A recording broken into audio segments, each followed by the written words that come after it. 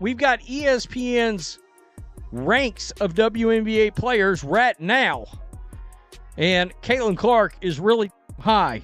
One could argue she's not high enough. But I think it's pretty surprising for a lot of these folks. I will tell you this straight up. Angel Reese ain't nowhere to be found in the top 10. She's not involved. You're not here. Sorry, but not sorry. You're not to be seen. Brutal. ESPN just handed Angel Reese a reality check wrapped in glitter and aired on national TV. Being ranked 12th when you've been walking around like you're top 2 and not 2. That's a blow no spin team can patch up overnight, and let's not pretend this came out of nowhere. Reese's inconsistent finishing, especially around the rim, has been a hot topic. From missed layups to on-air critiques by legends like Lisa Leslie, the red flags have been waving for months. ESPN's ranking might just be the first official sign that the basketball world is no longer buying the hype wholesale. But here's the real question. Will Reese use this as fuel or fumble the narrative even more? Because at this point, her next few performances might decide if she's remembered as a generational talent or a media-created mirage. So, let's all get a laugh together here because this is the list. And you see the list, right? Well, I don't see, correct me if I'm wrong, do you see Angel Reese on this list? Yeah, wild how fast the tones shifted. Caitlin Clark? She's out here casually dropping dimes and draining logo threes while the drama swirls around her. No need for subtweets or post-game shade. Her game's loud enough on its own. Meanwhile, Reese is stuck in the headlines for everything but basketball lately. And you're right, this rivalry was manufactured from the jump. The media, fans, even the WNBA commissioner were hyping it up like it was Bird versus Magic 2.0. But now it's becoming clear, this isn't a rivalry. It's a one-woman spotlight and Clark's holding the mic. All those comparisons. Starting to look real silly when one player's rewriting record books and the other's getting called out on her own podcast for missed layups. Magic moment, if you recall, from 1979 when those two rookies came in from a big college rivalry, one white, one black. And so we have that moment with these two. But the one thing I know about sports, you need rivalry. That's what makes people watch. They want to watch games of consequence between rivals. They don't want everybody being nice to one another. Debate's done. The gap between Caitlin Clark and Angel Reese. Clear as day, and honestly, kind of embarrassing.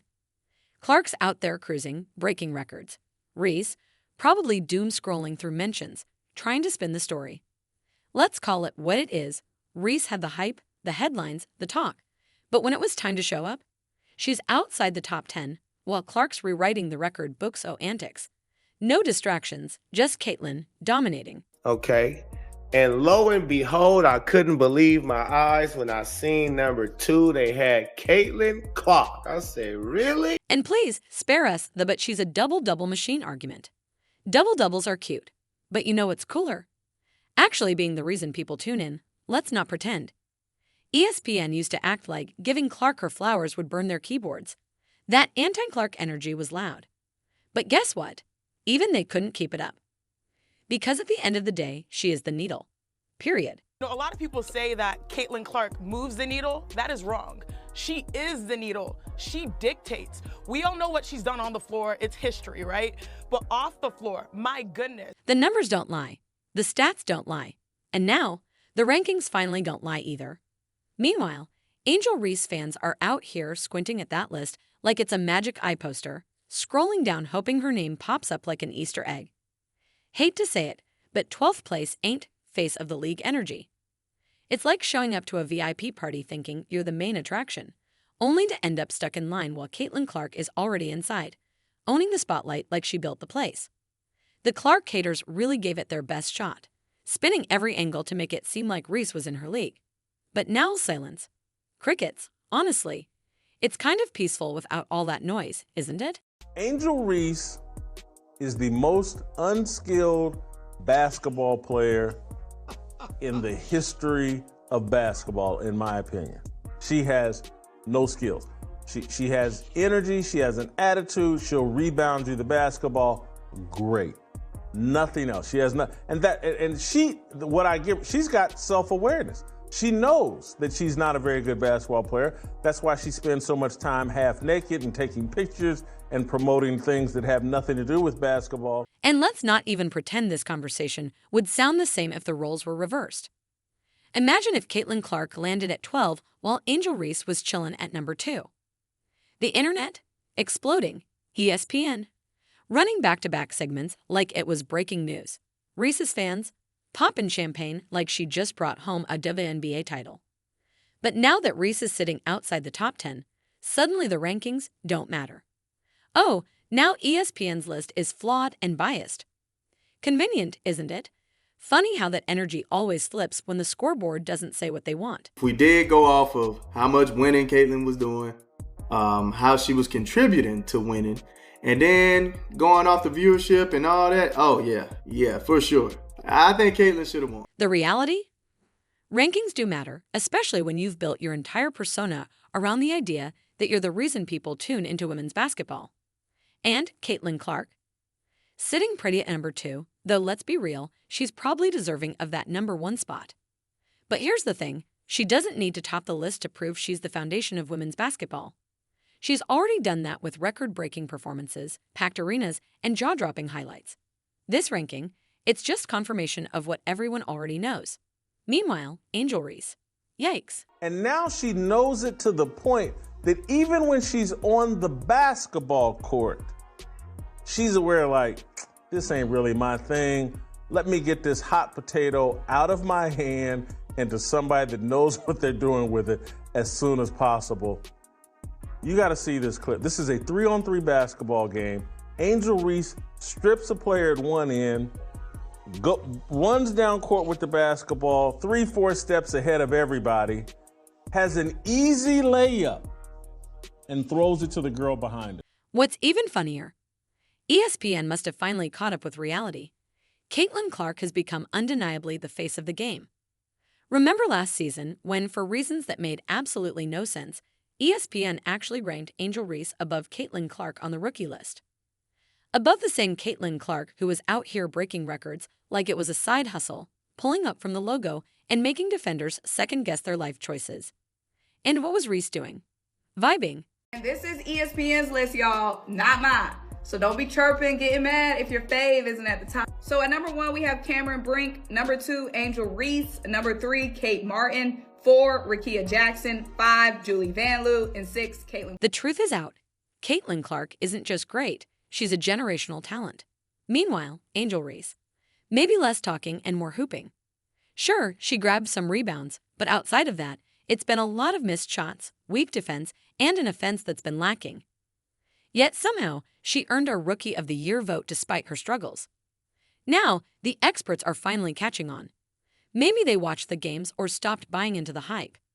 Either way, it's clear that unlike Clark, Reese hasn't improved. If anything, she's regressed. Angel Reese may be playing in the league, but who wants to see a goofy 6'6" woman miss layups? Not I. Her shooting is still a struggle. Calling it inconsistent would be generous. As for her defense, it feels more like stat padding.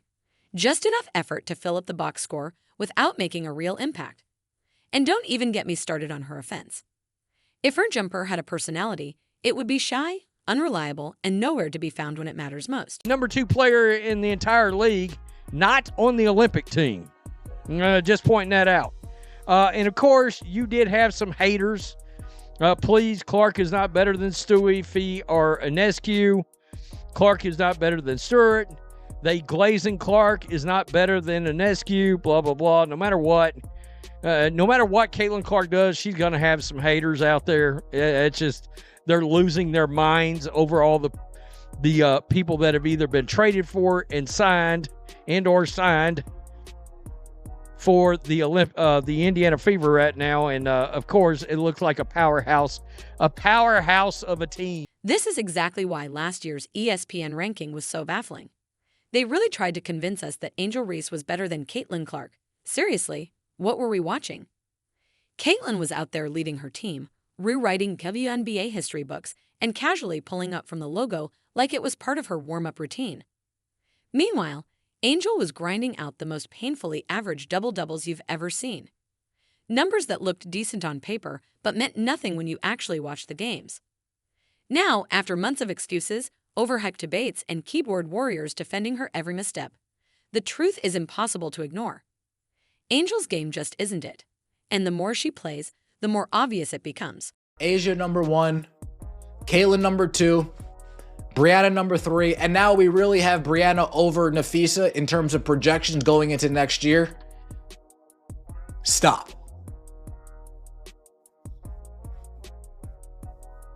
Nafisa Collier is definitely top 2 in this league. We're finally done with the nonsense, the great debate between Caitlin Clark and Angel Reese. Yeah, that never should have been a debate in the first place.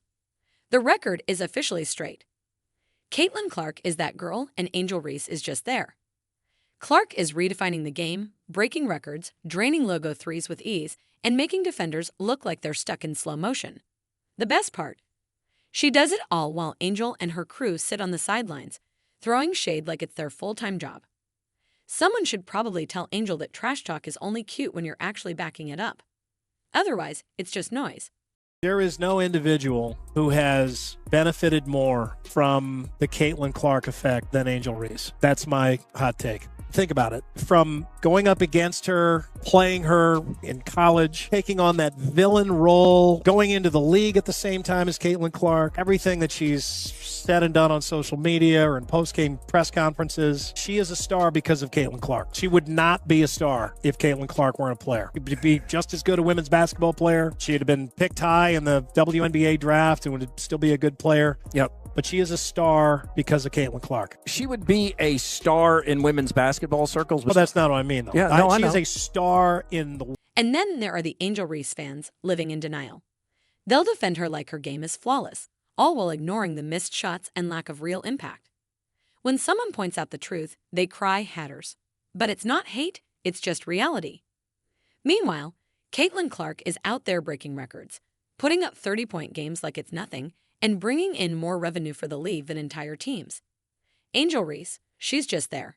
And when her team loses, instead of taking accountability, it's always about excuses.